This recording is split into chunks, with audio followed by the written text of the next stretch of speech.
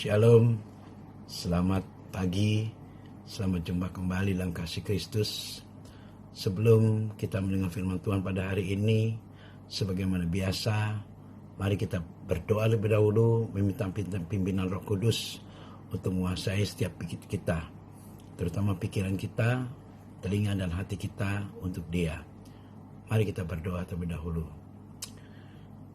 Seperti rusa rindu sungaimu, jiwaku rindu Engkau.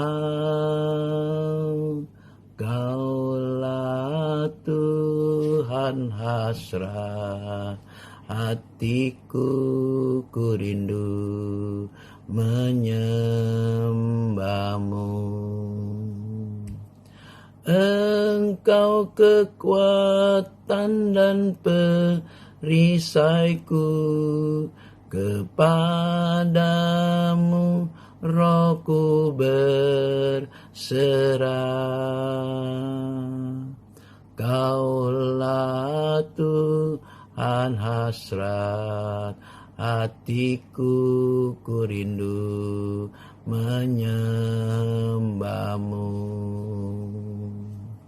Yesus, Yesus,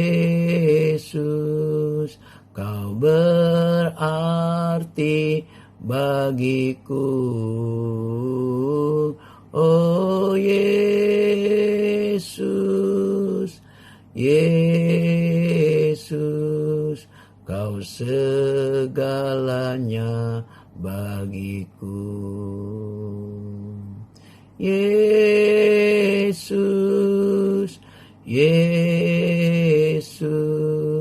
Kau berarti bagiku.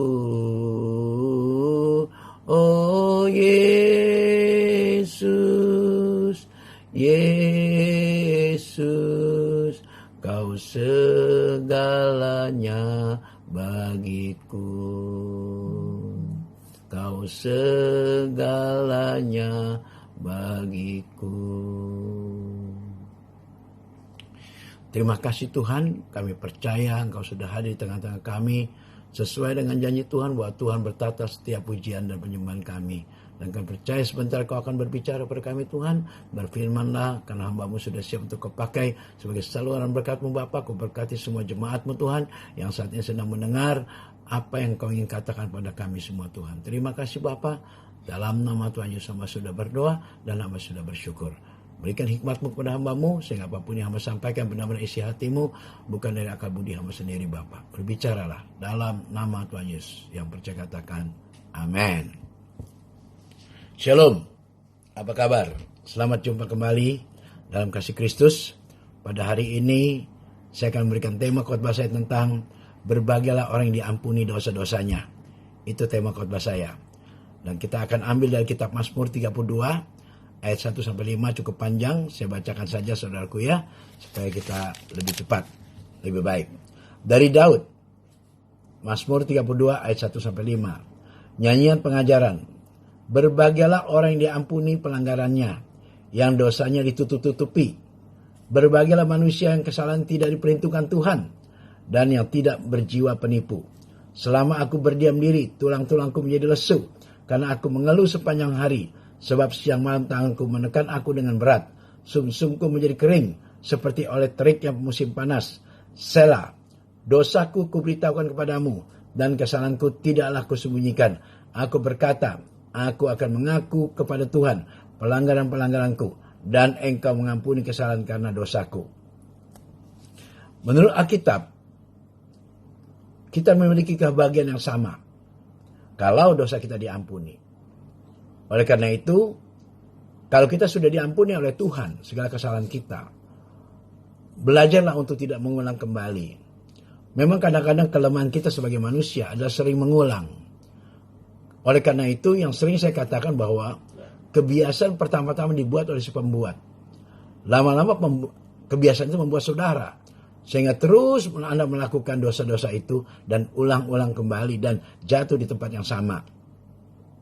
Menurut Alkitab, sekedar hal-hal jasmani Tetapi kalau dosa kita diampuni, upah dosa adalah maut. Dalam kitab Roma 6 ayat 23. Jadi selama dosa ada dalam hidup kita, maka upahnya adalah maut, yaitu kematian. Bagaimana pengampunan itu turun? Tidak akan secara otomatis, saudaraku. Tidak secara otomatis.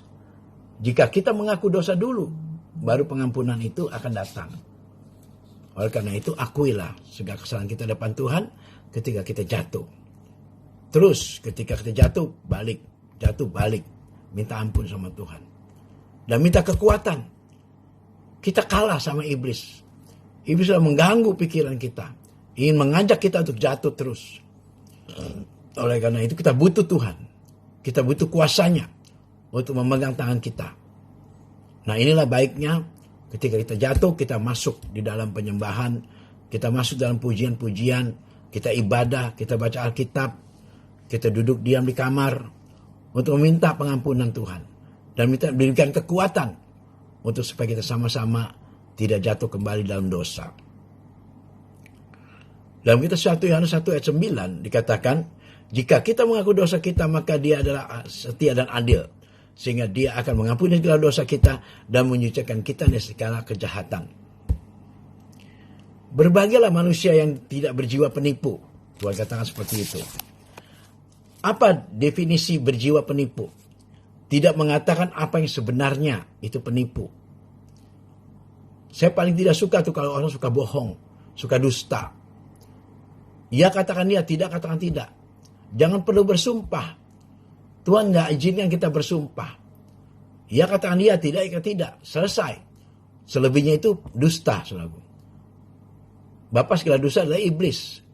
Kadang-kadang kita suka dengar hamba-hamba Tuhan berkata, yang suka dusta adalah bapaknya iblis. Tapi dia selalu berdusta. Karena itu kebiasaan. Selalu berdusta terus. Nah, orang yang sering berdusta sebenarnya perlu sekali pelepasan untuk dari jiwa penipu itu. Yang selalu menipu banyak orang. Pelepasan itu penting sekali. Siapapun dia. Walaupun hamba Tuhan sekalipun, dia perlu pelepasan kalau dia sering berdusta.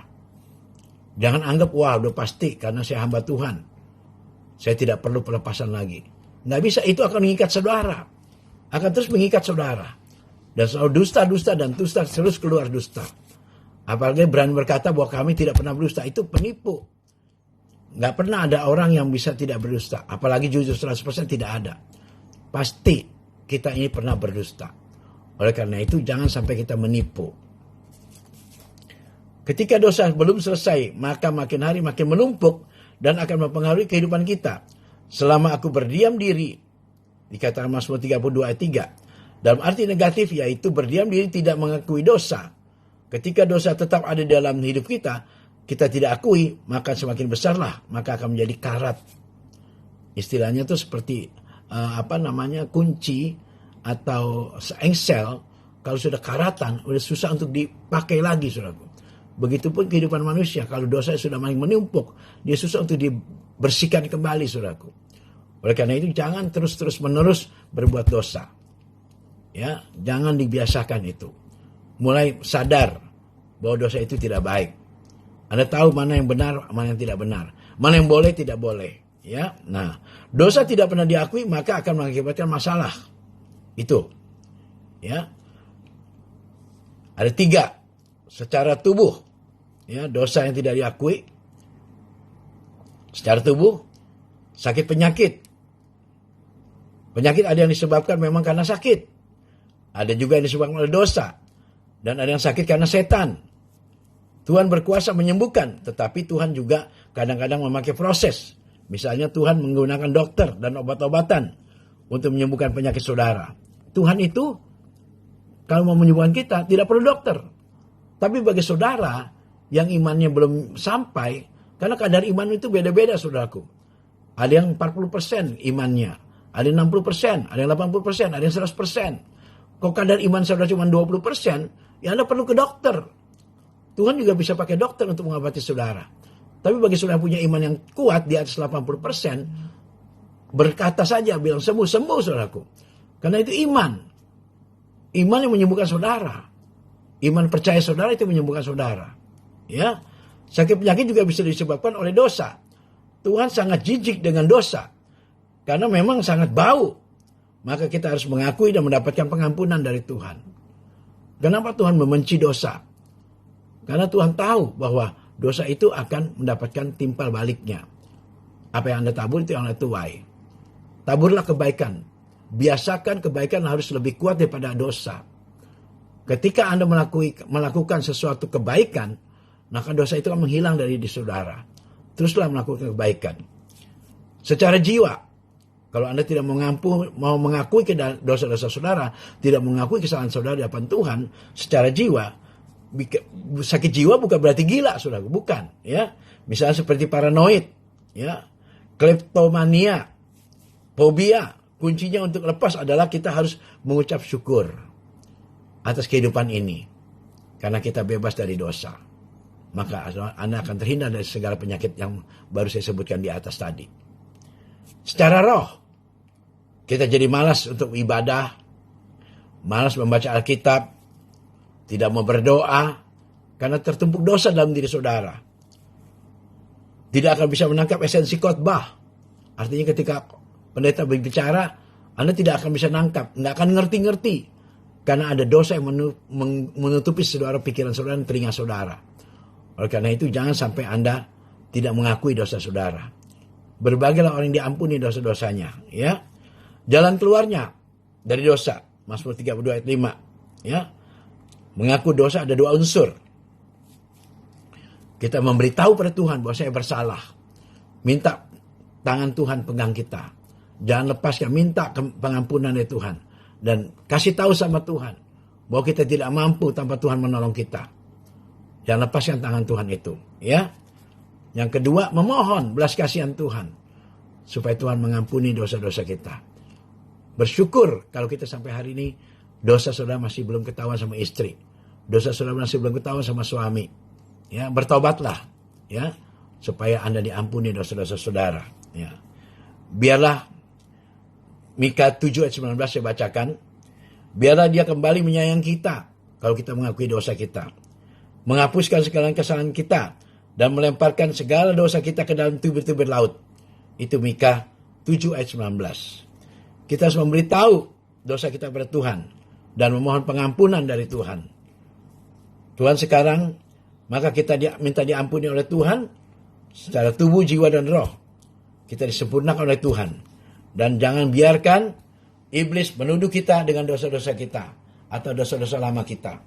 Dia sudah mengampuni kita dan menghapuskan segala dosa-dosa kita. Puji Tuhan. Biarlah firman ini tidak menjadi sia-sia. Saya dapat berhenti berbicara, tapi firman Tuhan akan tinggal tetap dalam kehidupan saudara. Ingat, dosa itu upahnya maut. Tinggalkan dosa. Jangan biasakan diri Anda dengan perbuatan yang tidak baik. Ya, terutama menyakiti suami Anda, menyakiti istri Anda, menyakiti anak-anak Anda. Tapi biarlah kita menjadi orang tua, menjadi berkat bagi semua orang, termasuk keluarga kita. Tuhan memberkati. Shalom. Amin.